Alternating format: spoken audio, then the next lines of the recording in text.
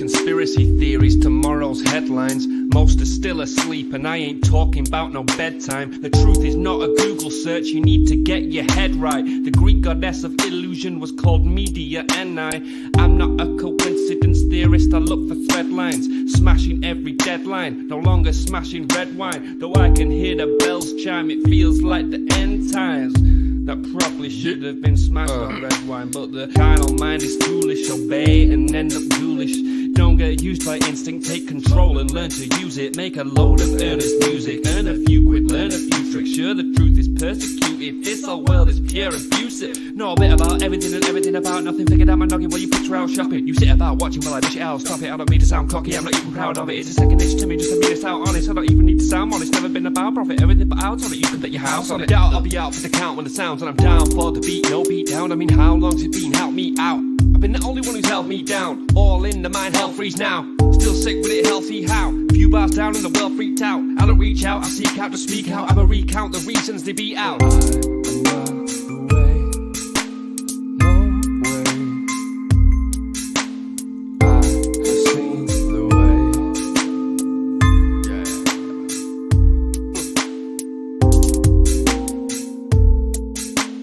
Seek, speak, repeat. There's no way.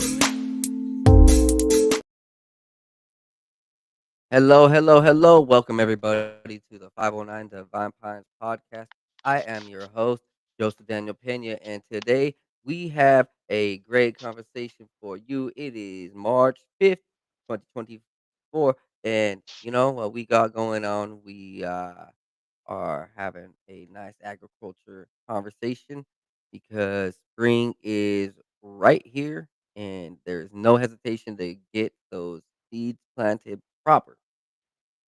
First and foremost, though, like, subscribe, share, and I thank you guys for being here. Send this out to anywhere that you can. This is live on Facebook, YouTube, Twitch, Twitter, Rumble, Instagram, and it's gonna be on Spotify, anywhere else that you can find RSS feeds, and it will be ready for listen and download wherever you can within the next 24, 48 hours.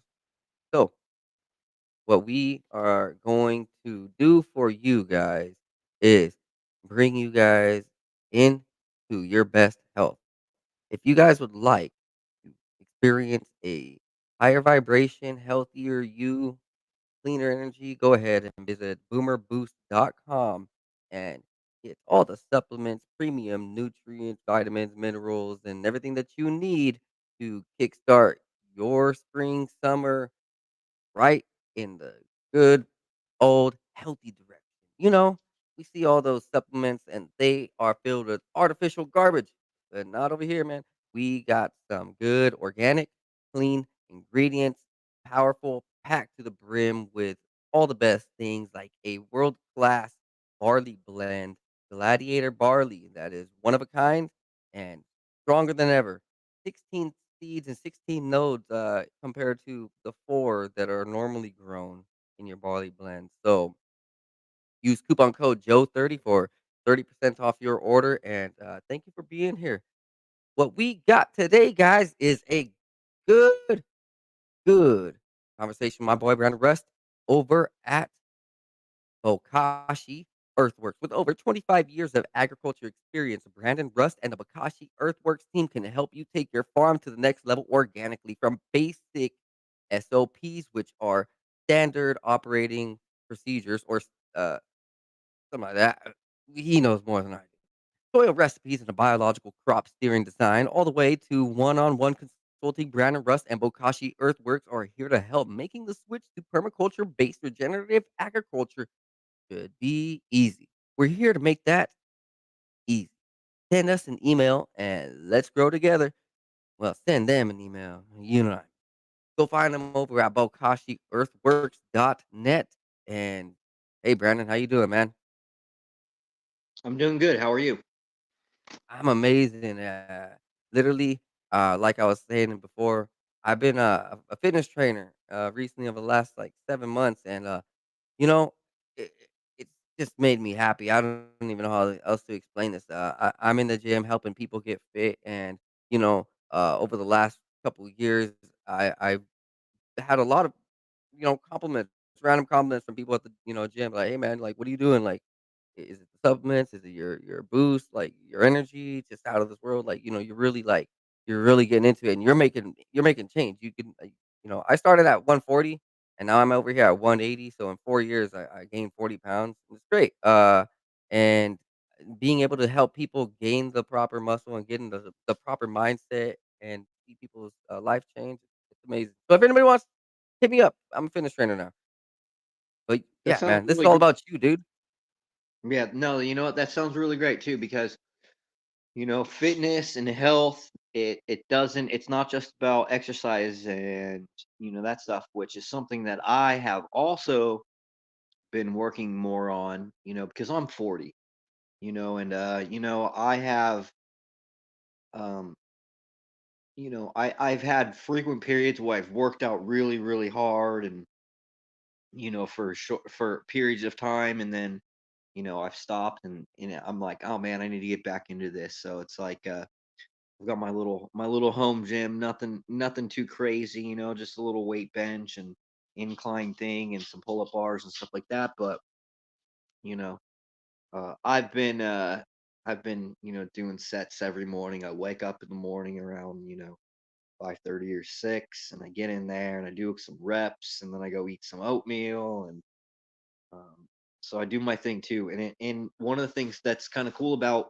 you know what I do and what I talk about a lot is a lot of the things that make our body function properly are a component of the soil and the food that's grown in that soil, because all of the nutrition that essentially we consume comes from either the food that we eat, via either vegetables or the meat that we eat, and the amount of protein and mineral content in any of those things is really based off of how much mineral nutrition is in the soil. So soil health and on our own physical health and mental health, they play a very synergistic role together.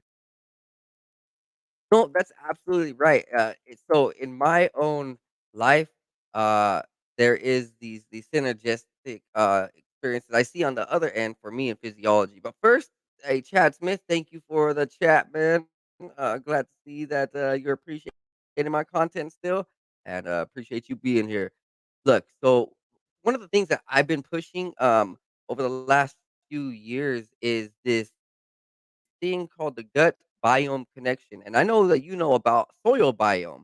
So for the gut biome connection, we have this mind to gut connection. Well, when we feed ourselves right and when we work out, we strengthen that whole network of nerves and veins, like trillions, millions. And so, from our muscles to our stomach, from our stomach to our brain, this whole nervous system and I don't even know how to say this, the muscles and pretty much all of our body, it starts, working better and stronger when the more that we, work out and the cleaner we eat. The cleaner we eat, we remove all those pesticides, remove all that junk, garbage, that gunk, the oil, the petrol-based, petroleum, all whatever, you know what I mean? It's all this trash, not even, considering the red 40s and aluminums and the fluoride and all that. Right, right. So we get our muscles stronger through all that. Like the connections are purer, and I know that uh, it goes into our brain and allows us to think proper, be happy or healthy or vibe at the right level for the frequencies. The proper healthy frequency, the natural frequency, the earth frequency. And for you on that over there in what you do, you uh heal the soil and all the little nervous systems, the what do they call it? Like the little network of The yeah, mycelium networks, yes, brother. Yeah. Yeah, fungal bro, you know what I mycelium. mean. Y- y- Um, you Yeah, said a mycelium. lot. You said a No, no, lot, a so lot so of I'm stuff. just saying, like So, no, I'm just um, saying, like, this is, the perfect thing, right? So when everybody out there that's listening in, uh, it all matters. What we put into our body and what we put into our soil it has this blooming effect like a tree, like we see the Bokashi Definitely. Earthworks logo right here. Yes. You heal the mycelium, you heal the network, and you heal the fruits, you heal the plants, and it vibes at the right level. And Most, you know, most things kind of it's like you can say, hey, if you put a bunch of junk into your body's not going to be healthy. You can say the same thing if you put a bunch of junk into the soil's not going to be healthy. You know, it's about, for soil, it's really about balance and sufficiency, and that's the same thing with nutrition, you know, for people. Because when we talk about nutrition for plants, we're talking about fertilization. We're talking that happens on a cellular level, and it's the same thing with people. We're feeding ourselves. We're the gut microbiome. The reason why it's important is because it helps with immune system responses and the way that the immune system operates. And it's the same thing in soils. The soil and the stomach, are similar in nature in the fact that the soil is responsible for digesting organic materials to liberate the nutrient ions for fertilizing plants and the microbiome. And the stomach, in a sense, is responsible for acidifying organic matter and liberating the nutrient constituents that's trapped in there, whether it's sugars or carbohydrates or iron or zinc or manganese or amino acids, and feeding that to the cells in the body. So the way that things operate essentially aren't too far off, regardless of whether you're talking about a soil biome or the biome of a human stomach. They kind of they have a lot of things in common. yeah, I think about it, when I go by now, like, I don't litter anymore because I don't wanna put all these harmful chemicals into the soil. Last year, there was this, weird experience where, my local dollar store blew up and, like, there was literally pieces of the building in the local quarter mile, half mile to a mile out, like in a ring everywhere, like houses, properties, park. And so there was this park right by, and I went to this pick up.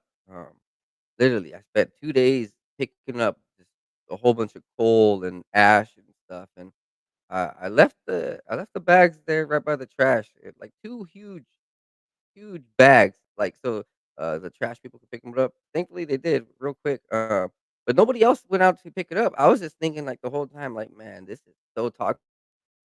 Because I had gloves on, but literally, by the time I was done, the end of the day, I was covered in junk. I was just thinking, I was like, "Dude, if I left these thousands of pieces on this park, it would have had spots, like little, just dead spots, right? And that's kind of what it's doing to our gut, to our brain. That's what people are doing to like. I imagine the ocean with what's going on recently. I've been seeing how these sea life and it or they're just tripping out. They're going in the wrong directions. They're doing erratic behaviors. I'm pretty sure because it's all the toxins, all the garbage that's seeping into them. Uh, but you know what you got going on, is a healthy alternative, you know, got these new Nutri Pots. Let's go ahead and, talk about these Nutri Pots because, you see people, they they actually plant pots in the ground and they plant this junk in the ground and, like, that's damaging, right? Most of the stuff that like, people are doing out there. Well, nobody's really planting plastic or anything into the ground. Um, there are Oh, I've seen it. some I've seen people do. plastics, people putting plastic pots into the ground. People I, planting, like, cans in the ground with their little seedlings and stuff, you know? oh, Peop I've Trust me, never like, seen anybody plant a can or people have tried some plastic. crazy stuff, yeah, I mean, I live in a, uh, I don't even know what to say. Sometimes it's kind of like a ghetto in the valley. Yeah. Uh, well, I mean, that's not something that's typically done. Usually what happens is, if you get, let's say, a plant or something at a nursery, it will come in a little single-use plastic, and you have to, pull the plant out of that plastic pot, and then you usually disturbing the roots. You transplant that thing, and then you usually put some fertilizer on it. Well, what we've done is we've developed a solution to the use of single use. Sorry, we have developed a product that reduces the need for single use plastics by incorporating a pot that you can use for seedlings or clones, cuttings, and the pot is actually made of fertilizer. So there are products on the market currently that are uh, like cow pots, for instance, which is a manure-based pot, right? And it doesn't have like really any nutrients in it. It's just made of compost. There's other things like the peat pots, the jiffy pots, right? And they're made out of peat moss, compressed peat moss, and they don't actually have any fertilizer. They're marketed as, you know, compostable pots, but oftentimes what happens with these pots is the roots don't penetrate them and they end up having, getting root bound in these things. And so, they're, they will break down after a while and stuff, but with the product that we have, it's a complete fertilizer. So the idea is to have a pot that is going to be able to release all of the fertilizer that that plant needs for its phase of growth. So if you were to take a tomato plant and plant it in one of these things, you could start it in one of these Nutrigrow pots and then just put it right into the ground. You don't have to, you know, you don't have to disturb the roots or, transplant or anything. You just stick the whole thing into the ground. That cup decomposes and releases that mineral nutrients right into the soil. It also releases that carbon, so it'll stimulate the microbiome of that soil. So overall it's a good product because it makes it really easy and convenient for people to cultivate things like tomatoes and peppers and the types of things that people want to grow at home. Okay. So there is this I want to say like lie, but there's this hidden aspect behind what the market is selling. Is that what you're saying? That like because I've had on multiple people talking about multiple different angles, but I even see some of these like brown plastic pots, the black plastic pots and all this. Are a lot of these actually like not healthy for the let's just say I'm going to give you a good how's the general example. market? If you go into, let's say, Home Depot, right, and you go into the garden center and you go buy some tomatoes, they might come in like a little 6 pack, right? And it comes with this little single use plastic. You have to tip that thing upside down. You got to take the little cuttings that are in a tiny amount of soil. You got to transplant those, and you throw away that piece of plastic. It's not good for the environment. Not only that, but the plant is being disturbed because it's going through transplant shock. You're oxidizing those roots, you're exposing them to the atmosphere, and um, it's just, it causes a lot of stress on the plant. So we can reduce all that and the use of having to add additional fertilizers just by, starting these things or transplanting these things into the Nutrigrow pot. Okay, so now let's tackle that aspect. The fertilizers in the general market, what percentage of fertilizers would you probably say actually are toxic, or maybe they just don't hold the proper nutrient value? What was the question? Uh, the general market, like if we go to Home Depot or something, like how much fertilizers how- are generally like a lie or toxic, or they just don't have enough nutrient value, like a true nutrient value. Well, I'm not sure exactly what you're asking. I mean, Home Depot Fertilizers and like stuff. it, that. They sell tons of Yes, fertilizer fertilizer. in the general market.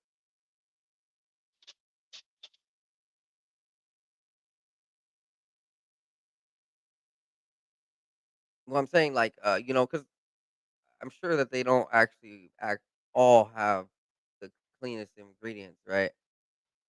Oh, fertilizers? I Yes, yes. mean, it just How depends like on where they're sourced and stuff. There's all different types of fertilizers. It just depends on what it is. I mean, there's organic fertilizers, there's synthetic fertilizers. Um, well, I mean, Home I've Depot. seen some of the things like or even the organic, some of these organic ones are a lie, you know, um, that they're just using just a cover up for what they're really doing. They're labeling it organic. Um, I mean, But when it comes to like labeling and stuff, you have to go through the USDA and everything has to be in a certain format and stuff. So I don't know. I don't have any of my stuff labeled as organic, even though it is. I just don't because I don't want to spend a bunch of money on a bunch of bureaucracy. But yeah, yeah, that's no, I mean, it's just some of the fertilizers are garbage, but that's why I'm trying to like get my viewers to understand a little bit like the difference between what the aspects of your fertilizer, you know, and Nutri-Grow pot and the humate fertilizer and all this would have in comparison to these others. well, it's never been done before. Nobody's ever built a fully compostable fertilizer pot that is able to bring in organic carbon, bioremediate while increasing soil fertility. It's just never been done before. That's what I'm saying. Like I know that like a lot of these the store stuff is just not up to like a higher level. You know what I mean? This Nutri-Grow pot, it's pretty awesome. Like when I seen it, it it's pretty sweet. That how'd you come about this? Like, It was an idea that Dr. George had, and he owns NASA Agricultural Technologies. He's the one who developed the technology and engineered all the equipment to make the humate fertilizer, which is what a Nutrigrow pot is made from. And I kind of took over the whole project and did a bunch of different testing and R&D and did the different formulations and figured everything out so I could have a product that worked. And then I spent a season testing the product, and it was a long-term project that I worked on, and brought it to fruition with the help of Dr. George and NASA Agricultural Technologies, which is a company that I currently work with, selling like the humate fertilizer, which is carbon-based fulvic acid fertilizer.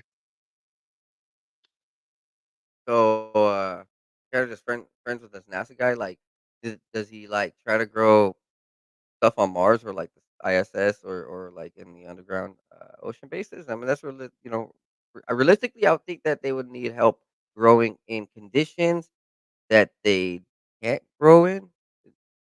That were you think They're a lot not of this trying to stuff is grow. being used. It wasn't like he didn't develop this like grow in space. He was a structural engineering director on the Apollo space project, and so he was a NASA scientist when he formed his agricultural company. He called it NASA Agricultural Technologies.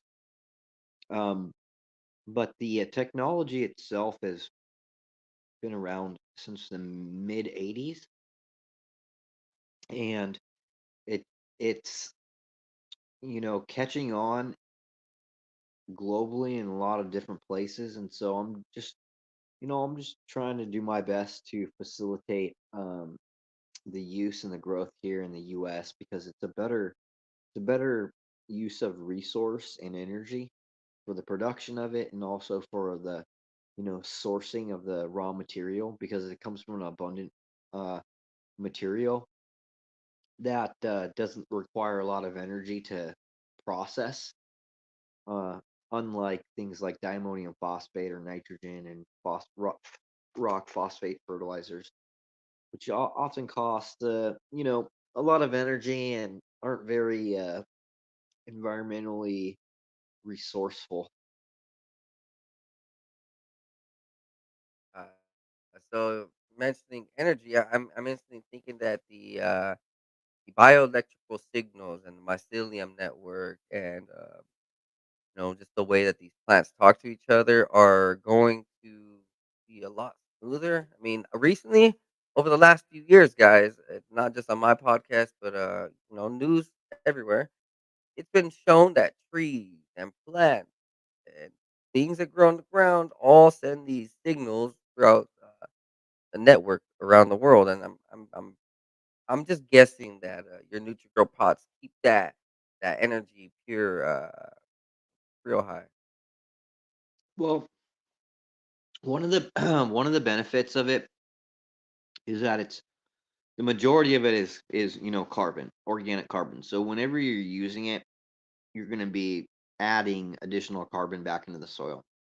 And let me give you a good example. So if you have let's say a seed flat, right? And each of these has 100 1 inch by 1 inch pots. And you have, let's say, you have 10 grams of fertilizer total in each one of those. And you also have 70% organic matter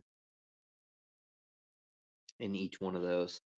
If you were to take each one of those one by ones and you were to sprout a corn seed and you had 50,000 corn seeds, you'd have essentially, um,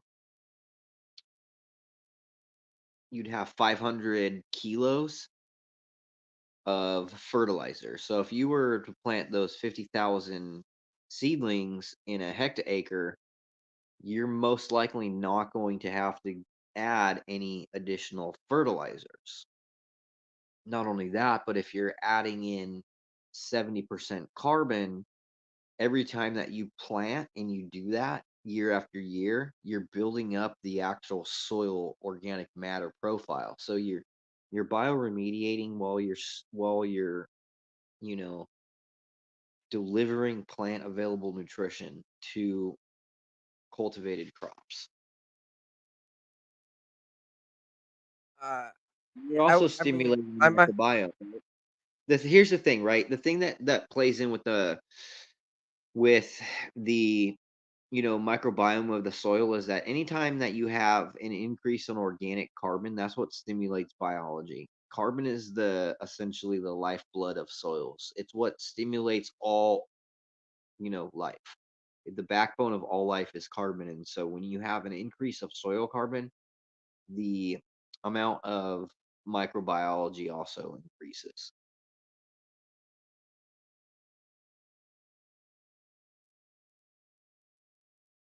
um, I'm just okay, like, I'm just wondering, is it kind of similar to Terra Preta? The the way that Terra Preta is being, it's just this super soil, and every time it's built on, or every time it's grown, or every time it's used, and yeah, is it So my kind of understanding of similar what to that? that is mineralized organic matter, which is what the humate fertilizer is created from as well. So what happens is if you put a bunch of organic matter under certain conditions, it'll mineralize, all the water content will come out and it'll kind of like petrify. That's what like coal is, for example, lignite, leonardite, all of these different types of organic materials can once contain or once plants, and so they contain essential mineral elements, nitrogen, potassium, phosphorus, calcium, sulfur, magnesium, and micronutrients. And so when those things are available in the soil, they they can deliver those nutrients to the plants, and they can do it more efficiently, especially if they're attached to something like fulvic acids. Fulvic acids will facilitate passive transport because they'll attach these inorganic ions to organic molecules that can be passively transported across the root. And then you have things like humic acids, which increase, soil structure, water holding capacity. They allow for microbes to be housed. And so this like tetra, whatever the word is that you said, Paraprata. I It's an ancient paraphrase. Amazonian tradition where like if you It's go very down and much like biochars and like it's a highly organic carbon source that contains a lot of mineral nutrition, which essentially is what fulvic acid and humic acids are. so the main ingredient in terra preta is wood that has been covered to keep oxygen out, charred thoroughly with the heat of fire and pulverized into smaller particles. And one of the things is that it's highly rich with carbon. A lot of these different things, these pits that sometimes they build, sometimes it's up to like 13, 14%. Yeah, But don't get it confused when they're talking about wood. What they're saying is it's made from trees. right. Like deadly branches Yeah, or it's essentially what they're saying is it's decayed organic material that's been mineralized, like I just said.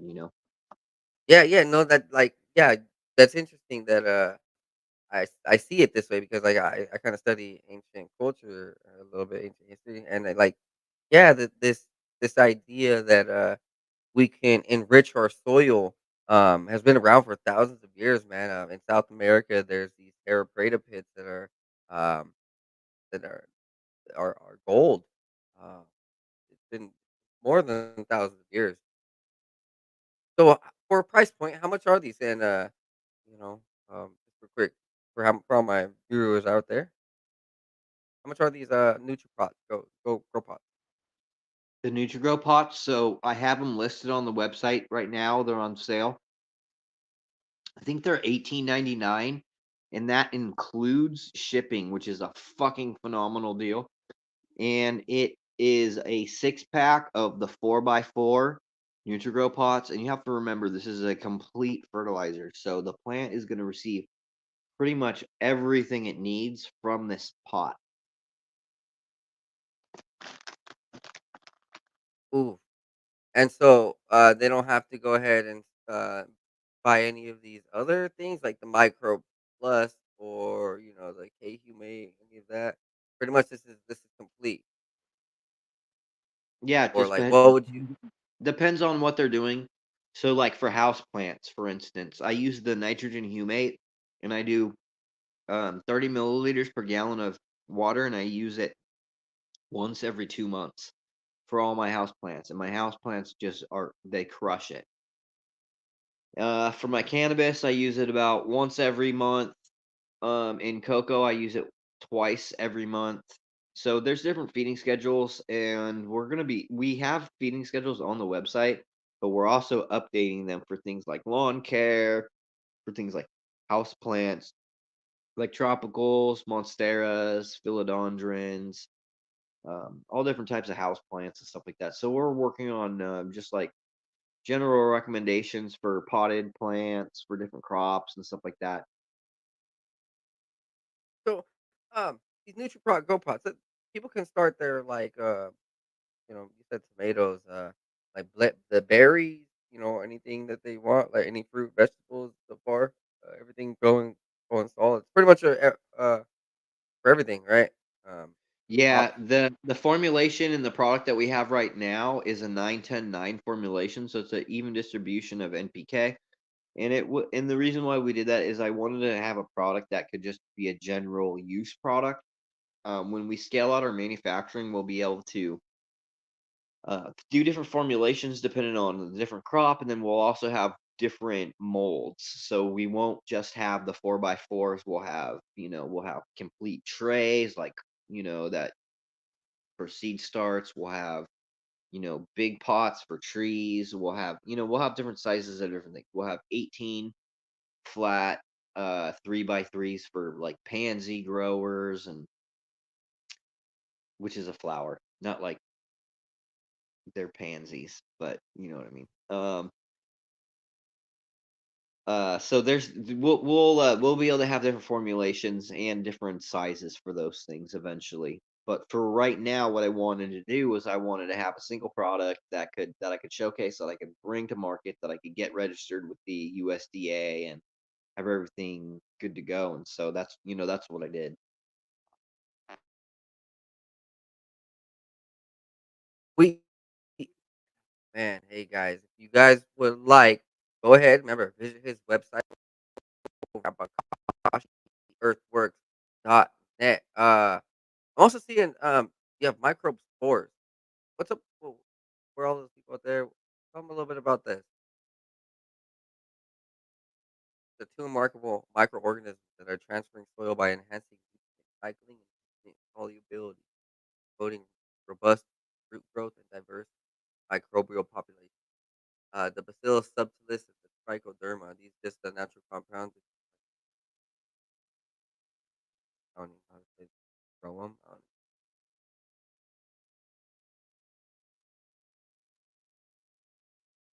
Well, Oh, these sorry, your microbe mic spores cut are in. here. Oh, my bad. Yeah. So these microbe spores on your website, the Bacillus subtilis and the Trichoderma. Uh, Yeah, so we use those for both site. It's they're another multifunctional product. Bacillus subtilis and Trichoderma, they work synergistically together, and so they can increase each other's efficiency. But they help cycle nutrients. They help with iron availability, phosphorus availability. They also outcompete pathogens, so they'll suppress things like Fusarium, botrytis, powdery mildew. And so they're part of a biological crop steering protocol that I kind of designed. And you use those products in mid veg, and then once during transition, and then once around week 3 of flowering. And it's to help with, again, nutrient cycling and suppress pathogens. So that way you don't get things like powdery mildew or bud mold.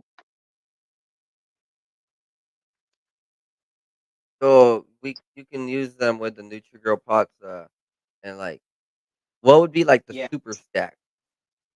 Well, so the thing is, if you were using like the NutriGrow pot and the Bacillus subtilis and Trichoderma, the NutriGrow pod is a biostimulant, so it'll actually help proliferate those microorganisms. You'll see them grow on the pot and stuff, and in the soil around it. But our products like the humate fertilizer that can be used in cocoa, it can be used in soil, indoors, outdoors, for house plants, for cannabis. It doesn't matter. It's a multifunctional product. It can be used with other products. We have a lot of different things. You have Micro Plus, which we're sold out of right now. We're increasing our manufacturing capacity, and so we'll be back up in about 10 or 11 days on the Micro Plus. But yeah, essentially all the What products that what would you we say? have are. Go ahead. What would you say has probably been the hardest thing to grow that you've ever had to grow that's like made you be like the the soil and agriculture thing like Corn, expert, like I mean, yeah, like what's kind of formed you? Would you say it's cannabis or uh corn, corn? corn. Corn? Why? Because I mean, like, otherwise it grows all that moldy stuff, right?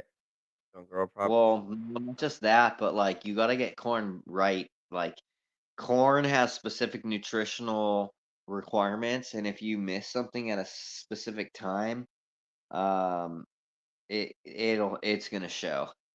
It's just a little more. It's I'm not a corn farmer.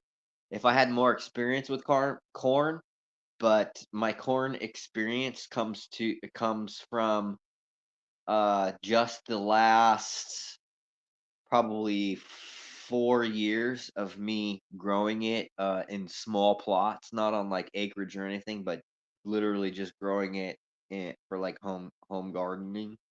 Yeah, corn's the thing that I have the most trouble with. You know, Wheat's easy. And then houseplants, I used to suck at growing houseplants. Look, the only reason why I don't fucking suck at growing houseplants anymore is because that humate made it so easy, dude. I just as long as I keep everything wet and I don't let anything dry out, and I do those humates like once every other month, dude, my plants just stay healthy. Dude, my corn outside for the last few years has definitely grown with like deficiency.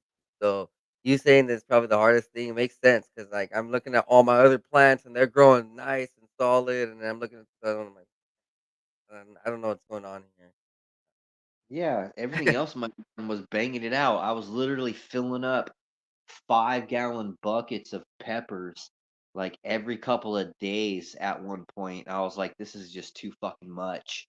And I'm sitting here watching everything in my garden just be taken off, and I'm just looking at this sad ass fucking corn.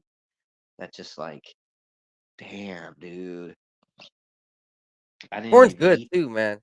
But if we look at what is it, Columbus had said, it came from the other world, the new world, and then like there's this interesting artwork on Roslin Chapel, uh, in Scotland, where you see Tom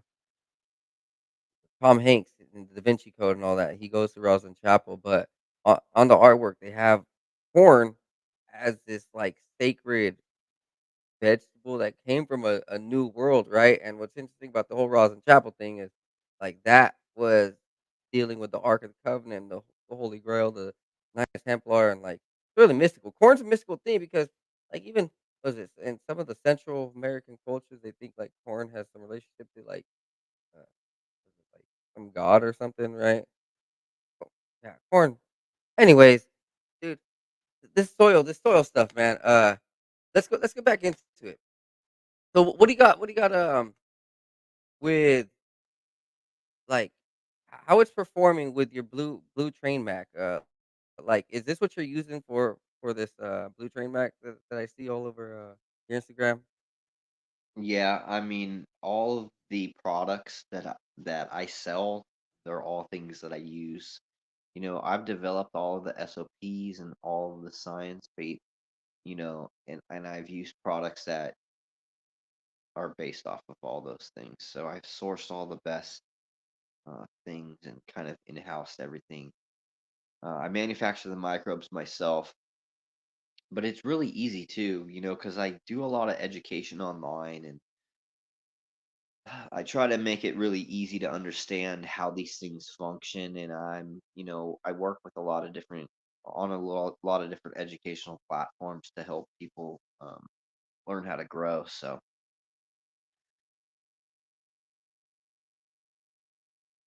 Dude, I mean, I look at these plants that they're different, dude. Like they're a bit more robust. They have more more depth and texture. I compared to a lot of this dispensary stuff, you see it's all kind of week, even with you see their IGs, this recreational stuff.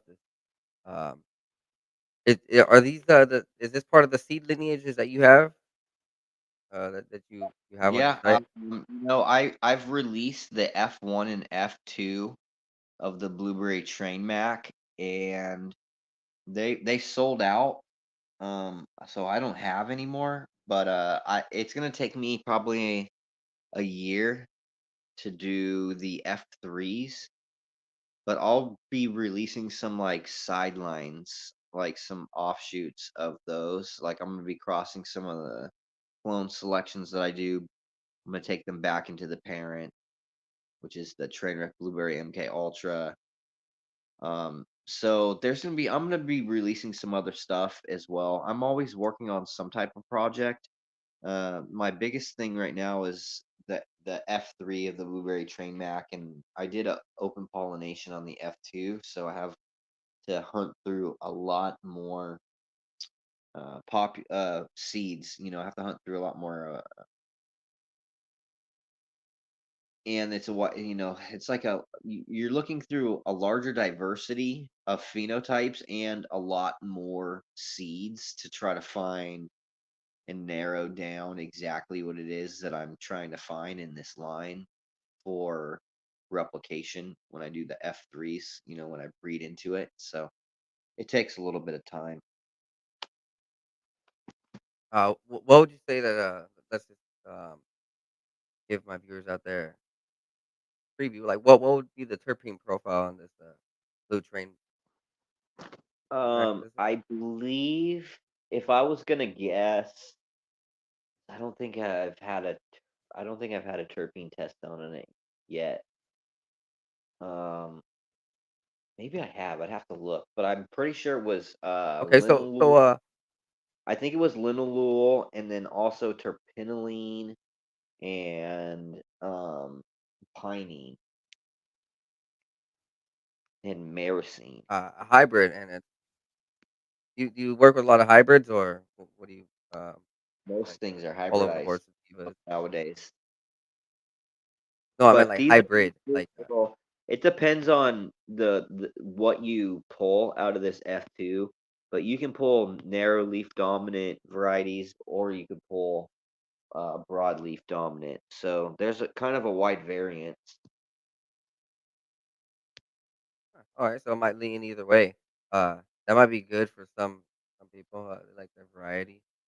Um, you know, recently I had seen that on your YouTube, you had this, phosphorus teaching. Would you like to go ahead and, talk a little bit about this phosphorus teaching, right, out to my viewers and, inform us, what might we all be missing, as far as, like, some of the just the core fundamental values, because it's an element out there, but also can be used for agriculture properly.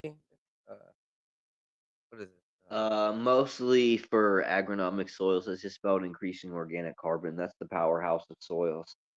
There's a good amount of nutrition that's in soils. They're just in an unavailable form. They have to be liberated through microbial metabolism, which often, again, it comes back to the amount of carbon that's in soil. The video I made for the YouTube video I made on peak phosphorus just talks about natural resource phosphorus, in particular, and how that natural resource is limited in the amount of energy that it's going to take to get to let to process and um, use less quality sources as we move into the future, and how that resource is dwindling essentially, and how the process and formation of this phosphorus it would like it can't we can't make more. It's not on a human time scale. It's like takes millions of years. So it's an issue. We're gonna run out eventually, and then What's all of happening to that. all this phosphorus? I'm Well, it's a like, finite resource. I like to think that There's only a small amount of rock phosphorus, like rocks that contain enough phosphorus that are easy enough to get to, that they don't cost a lot to process, right? Because they all have to be micronized, and then they have to be solubilized with sulfuric acid to liberate the phosphate from that parent apatite material. That's how all chemical phosphate rock or phosphate fertilizers are made, is with phosphate rocks, and it's a finite resource, and so we're having to mine lower quality, which takes more energy, and it increases the price of fertilizer, which increases the price of food, which changes global political economics. But with that being said, man, I'm about to run out of battery here, and I don't want it to die before I have a chance to say goodbye and stuff. oh, dude, no, it's cool. I got some news pieces I can do, but it's been a great conversation, Brandon, and I'll go ahead and have you back on again. We can go ahead and talk a little bit more about this. This is probably going to lead up into a great conversation. Um, I'll go ahead and Like, shoot you a DM, but let people know where they can find you. Anything else you got going on? I'm always got projects going on. So if you follow me on Instagram, I usually let people know what's going on. We have a Patreon as well where I do more educational content and a lot more pictures of my flower and stuff like that and breeding projects. Because IG isn't always that friendly. But you can also check out all the products on Bokashi Earthworks.net too. We have a really good blog section on our website that has a ton of educational content on there. dude. Yeah, it's been a great conversation, man. I'm just thinking, like, yeah, you got me thinking about this phosphorus stuff because now I just searched it up, and there's only a few countries that have significant reserves, and the top five are Morocco, China, Egypt, Algeria, and Syria. And I'm just thinking, like, might be, what is it, funnel in the market, a funnel, right? A funnel in the market. No, Um, this is one thing to look at when you're looking at geopolitical issues is who's got fertilizer, big time. because whoever's got fertilizer can grow food. Everybody needs food. It's a Yeah. resource that is really sought after. So Yeah, especially with the way that the world is headed and the war on agriculture and organic sustainable farming, which Bokashi Earthworks provides. And you guys can find him over at BokashiEarthworks.net. Brandon, yeah, dude, we'll go ahead and bring you back on pretty soon, ASAP. I'll just go ahead and hit you up and, dude, who knows? Yeah, maybe by next week, 2 weeks or something. Dude, you have a good night, man. God bless. See you next time. And everybody, go ahead, follow this guy on Instagram over at Bokashi Earthworks. What I will do is be right back, and I have just a little.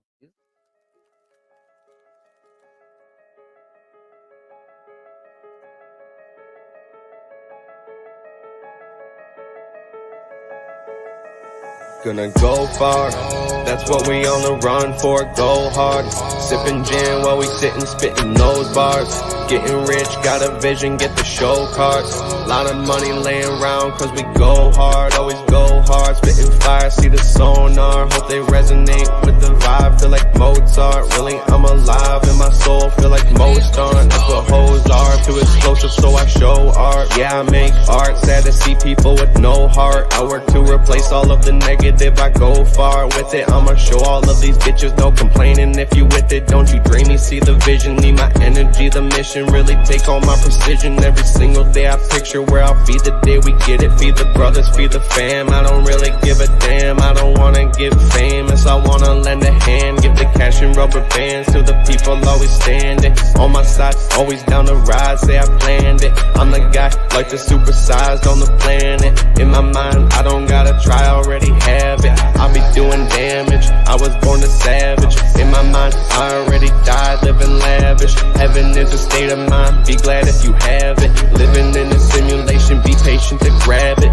Universe will bring it to you if you ain't an average. If you live an average, then Satan found to manage your life. I'm just trying to tell you, if you gonna roll the dice, gamble in your life instead of living precise. I ain't perfect, but I'm gonna earn it. No, it don't concern anybody but my person. Lesson that I learned is that people are gonna burn. Anything you do, they gonna pay the price. Nothing nice come in life for the dipshits. They just wish shit, never gonna manifest it. Never catch me resting, short-term blessings. I just want my brain to work so I can write my next hit. Ignite the blessings, manifest my life, never question a moment in my life. I be knowing that it's meant to be, this my destiny. All the rest of my life really history. The day that I'm finally gone, they'll be missing me. Your position be the reason that I'm gone. 200 songs done, I've been on the run. I ride a wave, make a way, I'm the one. I stay the same, but I'm changing a ton. Rearranging my brain for the gains through the sun. I've been absorbing the light, I could say that I won. At least I'm conscious of what I'm doing, praying a ton. Relay all the information, staying patient with the shit. I write a hit just to get through all the shit. I ain't a bitch, so I'll make it. I ain't dealing with a prick, I'm finna take over the game. Really, I'm getting in, I'm really glad that you're here to witness it. I'm about to fix entire rap game. You could call it magic, like a trick. Classic with the way I spit it. It be clapping when it hits. I be snapping on this shit. I've been rapping, feeling lit. I'm Welcome back to the 509 The Vine Pines podcast. You guys enjoy the intermission and enjoy it. that conversation with my boy Brandon Rust over at Bokashi Earthworks because it was pretty fascinating. And those nutrient pot grow pots, one of a kind, guys. That's what we do out here in the 509 Divine Pines podcast. We bring you one of a kind products, whether it is our affiliates over at shopc60.com with the Nobel Prize winning carbon 60 oil. Yes, it is awesome, world class. And if you want to go ahead and kick your body onto a quicker, faster, stronger vibration, and I mean it like literally, you will like feel the electricity and you just tighten up. Your energy will just spark and you will feel sharp. And this is all natural ingredients, and this is well researched all around the world, world class, Nobel Prize winning in the 80s. Yes. So go ahead and find this over at shopc60.com and use coupon code 509 Divine Pines for a discount off your order. Thank you for tuning in. Like, subscribe, share. What we got right now is a little bit of news for you because there's some funny stuff going on around the world. And yeah, it is hilarious because we are not them, they are not us, and there is a clear distinction. If you know what I mean, uh, yeah, don't feel too puffy about it, but Puff Daddy, rest in peace to that dude out there. You guys know what's up, know what's happening. People said that 2024 was going to be wild. That it, it was all getting exposed. Cat Williams on Joe Rogan talking about the Illuminati. Well, it's not just that. Here is news from around the world. This is like multiple sources, multiple places. City is going to court, but not this court is probably going away for a long time. So P Diddy, gang rape, drugging, and assault. The grim allegations surrounding Sean Diddy Combs. This week, Sean Diddy Combs has been sued by a music producer who accuses the billionaire hip hop mogul of sexually assaulting him and forcing him to have sex with prostitutes. What? The extensive 73-page lawsuit containing graphic detail and photographs accusing the Grammy winning artist and repeated instances of unsolicited groping and sexual touching. Combs' lawyer has called the events describing as pure fiction. However, this marks the fifth lawsuit in recent moments involving sexual assault allegations against him. Oof, man. Uh, oh, establishing himself as one of the figures, most influential figures. Ike, no one like Diddy, man. Everyone called out Diddy for the longest time. Yeah, people have said it. A lot of rappers, a lot of different, celebrities, whatever. So Rodney Little Rod Jones alleges that Combs sexually harassed, drugged, and repeatedly psychologically threatened him from September 22nd to November 23rd. Jeez, rest in peace, Diddy, man. He gonna be jail meat. Uh, Man, God have mercy. Jones credited with producing 9 tracks on Combs' Grammy-nominated 2023 album, The Love Album, claims that during their collaboration, Combs subjected him to continual abuse, probably just like he did with Cassie. Throughout his time living with Mr. Combs, so he was living with him just like Justin Bieber and Usher. Mr. Jones was the victim of constant unsolicited and unauthorized groping and touching of his anus by Mr. Combs.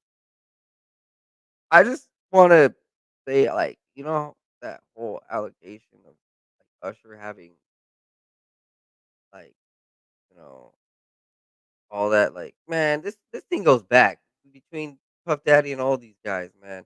In the filing, his lawyers claims that he was drugged in February 2023 and recalls waking up naked, dizzy, and confused. He was in bed with 2 sex workers and Mr. Combs. Jones further claims that Combs coerced him and his 30-year-old son, Justin Combs, into procuring sex workers for parties at Combs' multiple houses, threatening bodily harm if they refused to comply. So this dude's pimping out his sons? Geez. The producer also asserts that he has hundreds of hours of video and audio capturing Combs and his staff engaging in serious illegal activity during that time. The lawsuit claims that during these recordings, it is evident that Mr. Combs is providing laced alcoholic beverages to minors and sex workers at his homes in California, New York, and the U.S. Virgin Islands and Florida. Probably like Epstein And additional defendants listed in the suit included Combs' chief of staff, Christina Cordam, Universal Music Group chief executive Sir Lucian Grange, and former Motown Records CEO Ethiopian Habtemariam. Jones is seeking $30 million in compensation. Responding to the lawsuit, Combs' lawyer Sean Hawley dismissed it as pure fiction, asserting that they have overwhelming, indisputable proof that his claims are lies. We will address these outlandish allegations in court and take all the appropriate action. Yeah, he ain't getting away from this one. Jones' legal claim is one of the several sexual lawsuits filed against Combs in recent months, including a case from his ex-girlfriend Cassie, whose name is Cassandra Ventura, uh, alleged that Combs brought her in an ostentatious, fast-paced, and drug-fueled lifestyle after she met him at 19 in 2005, and he was 37. And he was just taking advantage, drugging him up, pimping him out to prostitutes. And he was a cucking it too, over there in the corner. Like, anyways, suit alleged that prone to uncontrollable rage, he subjected her to savage beatings in which he punched, kicked, and stomped her, and accused that he piled her with drugs and forced her to have sex with other men while he masturbated and filmed them. The suit was settled in just 1 day, while both parties saying that it was resolved amicably. Man, 3 other cases followed in quick succession, each alleging sexual assault. Uh, and remember, guys, it was like I don't even remember 2015 ish. Um, he released for a day or two on Amazon a book about adrenochrome and blood magic and witchcraft and all this. So P Diddy released some blood magic book, and he quickly pulled because he knew that he was going to be found out. So there's a lot of stuff that's on these court documents that's probably not being said. Anyways, uh, legal representatives on behalf of Combs has been actively contesting the remaining suits. In one of the filings, they claim a woman alleged that Combs gang raped her in 2003 when she was 17. Uh, despite the plaintiff's argument that, my God, she's on September 1999, Combs pled guilty to the charge of harassment for bursting into Naz's former manager Steve Stout's office and attacking him. He was sentenced to 1 day of anger management. Later that year, a violent incident erupted in New York Club Manhattan involving him and Jennifer Lopez and rapper Shine. While Combs got off the hook of weapon-related charges, Shine took full blame, a 10-year prison sentence. His legal woes continued in 2015 when Combs was arrested for aggravated assault after his son's football game. Uh, you know, Combs has been also linked to the murder of Tupac, Biggie, and Combs, P. Diddy. Oh no, oh no, but hey, what do you guys think right there in the chat? I, I'm never bumping P. Diddy again. Way, way that's going down. Uh, that's like super bad. I don't even know how to say it, man. That's like the worst. It's like on 10. How tragic that is. But moving forward, some more piece of news from Fox News. Times Seattle is the least religious metro area in the U.S., less than San Francisco, New York report says. One surprising observation from the data is that the rest of the state is nearly as non-religious as Seattle area itself. Well, not the Yakima Valley, man. We have a lot of Christians out here. We have a lot of God. We have a lot of Catholics. That's just my opinion. Uh, prove me wrong, all right, guys. You know, I think my city is even pretty good. Grandview out here, we believe in God. But Seattle, they don't believe in God. This study says. What we find out is that around 64% never attended church or religious services or go less than once a year. That about 1.98 million people out of the 3.1 million population aged 18 or older in the metro area, which includes King, Pierce, and Snohomish counties. So these guys are all like atheists or satanic, or they still believe in God, or they just don't care, or they just don't know. Hmm. That's That's pretty bad though if you kinda see, like, what Seattle has come to. Maybe it's a pattern. Um, it's a pattern happening in some of the largest cities. It narrowly beats out San Francisco, where 63% of those people, rarely attend church or never attend religious services. Uh, Regional and demographic patterns emerge, showing rough cultural boundaries. The southern parts of the U.S. tend to be more religious. It's not surprising that three Sun Belt cities with the lowest share of non-religious residents of the large metro. In Dallas, 40% never attend a service or go less than once a year. Houston and Atlanta were just higher. But while many American states are known for a division and a more religious rural population, the state of Washington is notably irreligious in both. In the urban population and the rural population, yeah, whatever. What may be surprising to folks in the Seattle area, though, is that the rest of Washington is nearly as non-religious as Seattle. Statewide, 63% never attended church, just 1% lower than the number of Seattle area. Washington ranked the fifth religious state. Huh? Washington is ranked as the fifth religious state? Get to church, guys. Come on. Or at least believe in God. Believe in Jesus Christ. Read your Bible. Do something. Don't just sit there and question, like, is there anything real? I, like, I'm my own God. Come on, guys. I mean, look, I'm not the biggest Trump supporter, but I just found it interesting because I researched this dude, right? Oh, Trump is like highly glamorized over in Israel, where they hate Christians. Like literally, they put him on a pedestal. They literally idolized him, made a day after him, have him like as this new messiah on their coins.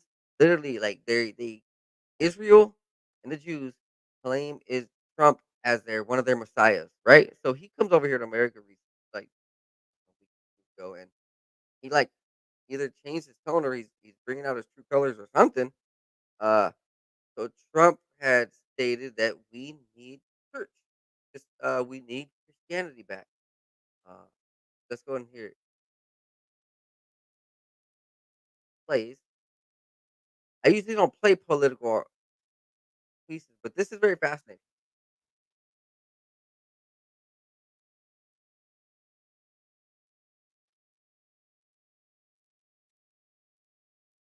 Here, you know what? I'm gonna go ahead and replay it through another article. But if we look at the world, guys, and this is not just Washington State, this is not just Seattle, but the whole world. There is definitely something going on that we should be attuned to, that we should be aware of. That there is some type of spiritual warfare that's going on in our daily lives that uh, we need to protect about us and our family. Take serious. Here, let's go ahead and hear this. Your guys' former president. I don't really care about saying my president. Like,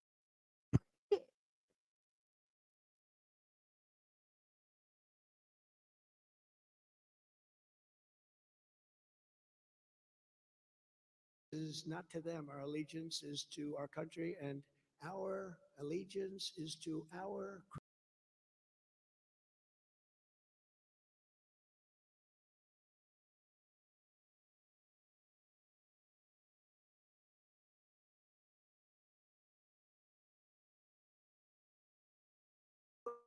for around.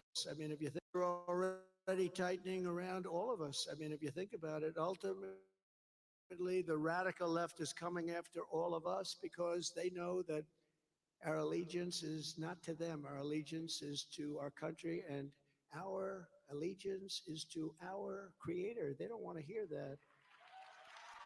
They don't want to hear that. How any Christian can vote for a Democrat, Christian or person of faith. Person of faith, how you can vote for a Democrat is crazy. It's crazy. They got to stop. They've got to stop because it's hard.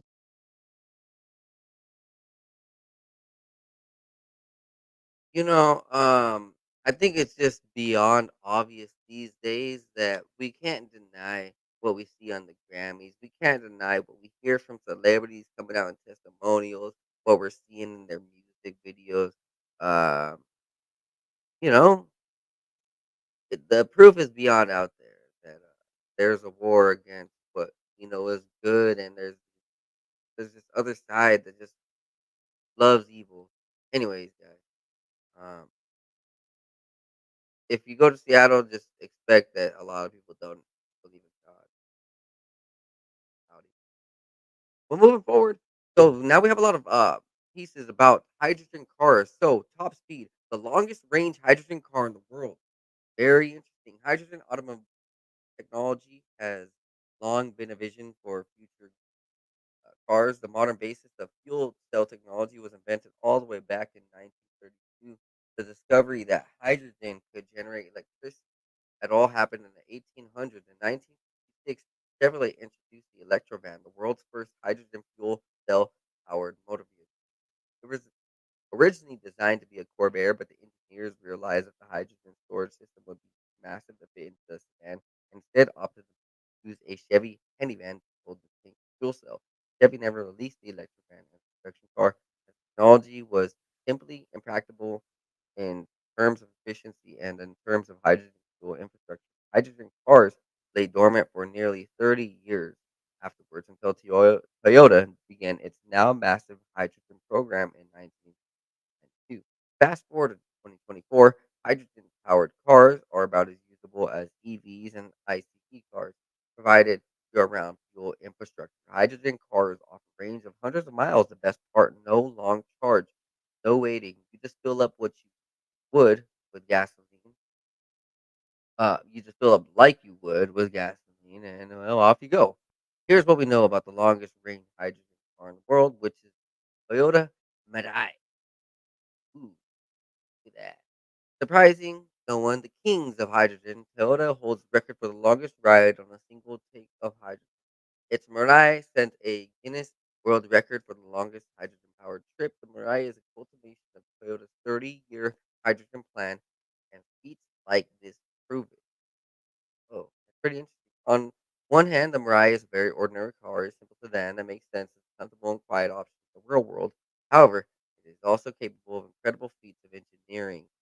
In August 2021, Hypermiller Wayne Gerdez and his co-pilot Bob Winger drove the car around the Southern California region over a 2-day span. They covered over 800 miles, starting and finishing their trip at the Toyota SoCal's hydrogen headquarters. The car was driven during long periods of rush hour traffic, which is not even a particularly efficient set of conditions.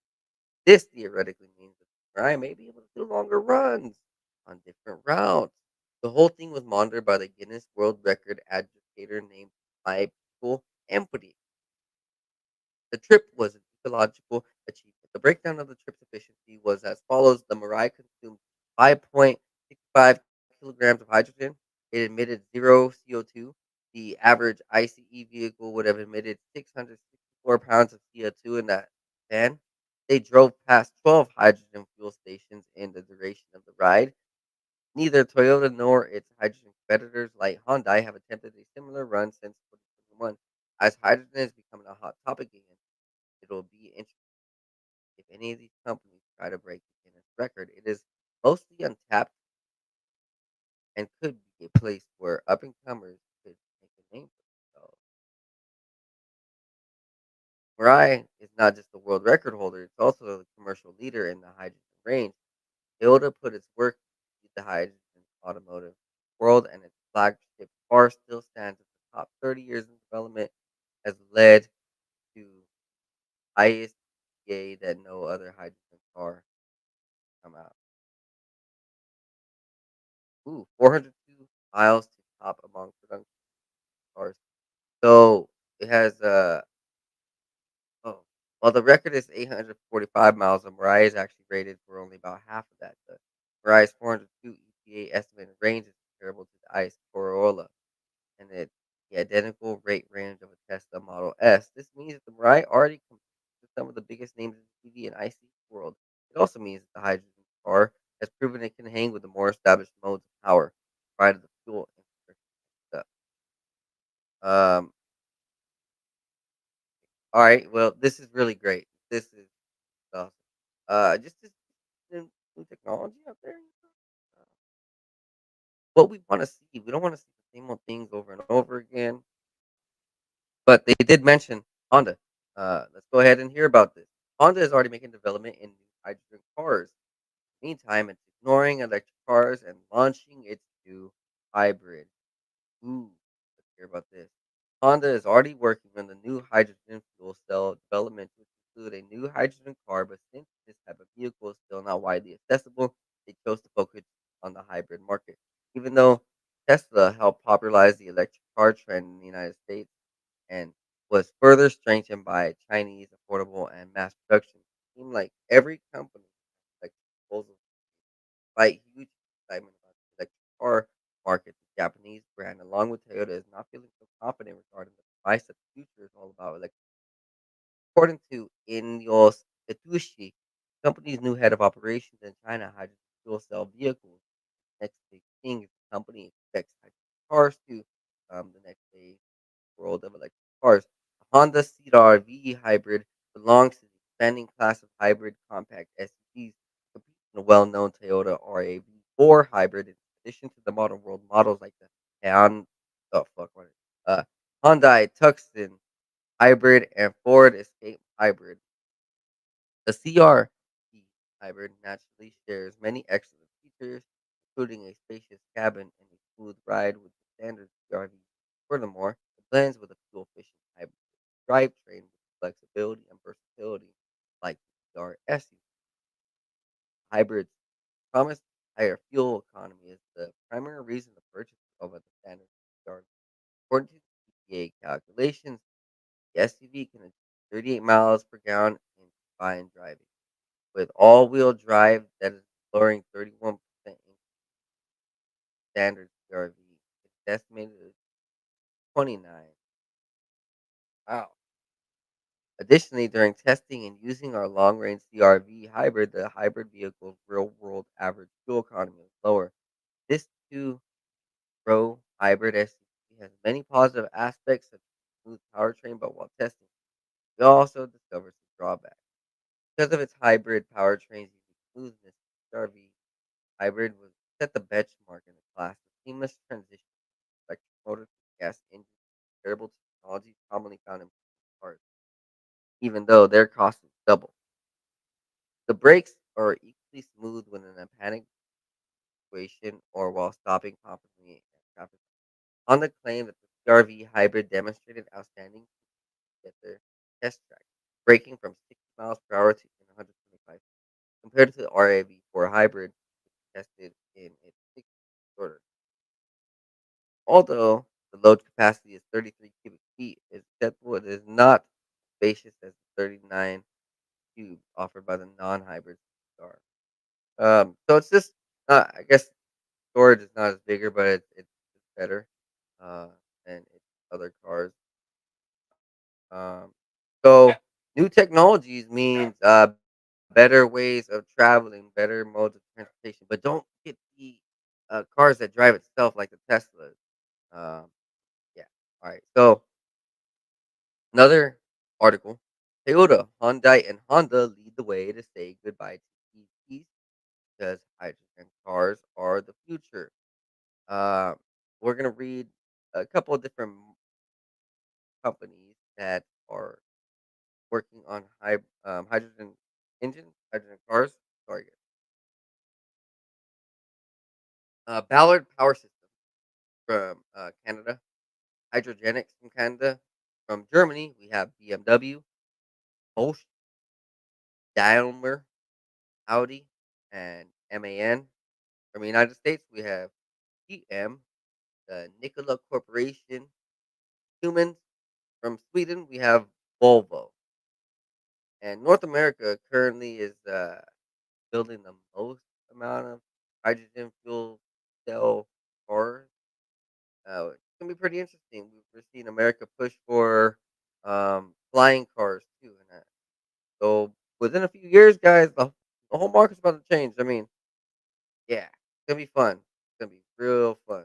Going forward, though, let's keep going and let's get this down right. So, from JP Post. Tunnel. Well, this is a Jerusalem Post. A tunnel that could lead to Cleopatra's tomb is geometric miracle. So check this out right here. So this is the tunnel that's over there in ancient Egypt. Like these are pretty fascinating now that you have a chance to see these things. They're pillars. I don't like. I don't think that's gold, but some interesting artwork all around the board. I mean, this is thousands of years, and this art is still there. It hasn't degraded. Um, pretty fascinating.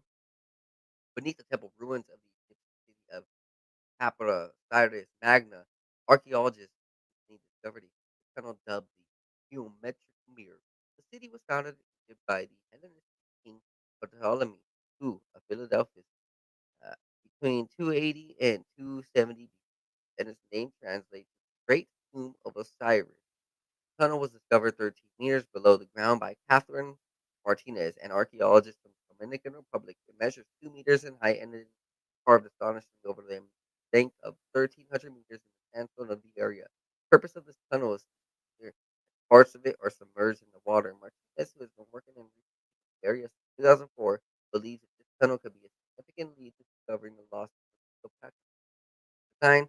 According to the Egyptian Ministry of Tourism, and there is a striking resemblance to the amazing Apophytelion Tunnel, which measures 1,036 meters and dates back to the century found on the Greek island of Samos. Greek tunnel is often referred to as marvel, and it is unprecedented in its planning construction, vaulting technique. The ship is impressive. The purpose of the tunnel is currently unknown, sorry, and parts of it are still submerged underwater. However, Martinez, who is working on this since 2004, this is a search for the lost tomb of Cleopatra 4 or 7. Believes that the tunnel is promising lead. Osiris Magna was built around the 280 by Ptolemy II, son of Ptolemy I, who was the generals of Alexander the Great and the ancestor of Cleopatra. The archaeological temple was dedicated to the god Osiris and his sister and wife, goddess Isis, the goddess of healing magic and nature that Cleopatra tried to identify. Sculptures of Isis, points, names, and likeness of Cleopatra found great were found at the site. The discovery in Egypt continues to reveal surprising stories of built thousands of years ago and the unexpected story of the great. The tunnel has already yielded treasure, blocks of limestone and fragments of pottery, the archaeology site and station provided information on whether the new tunnel lost tomb. They're going to go on and explore the Mediterranean Sea. Afterward, there was previous expedition that they revealed a network of tunnel stations from Lake Marjout to the Mediterranean. And this is a controversial figure, but they're mentioning that Zahi Was said if discovered after Mark Antony, most important discovery. I don't know why he's saying that. Zahi Was is definitely very controversial. I'm Hancock. Uh,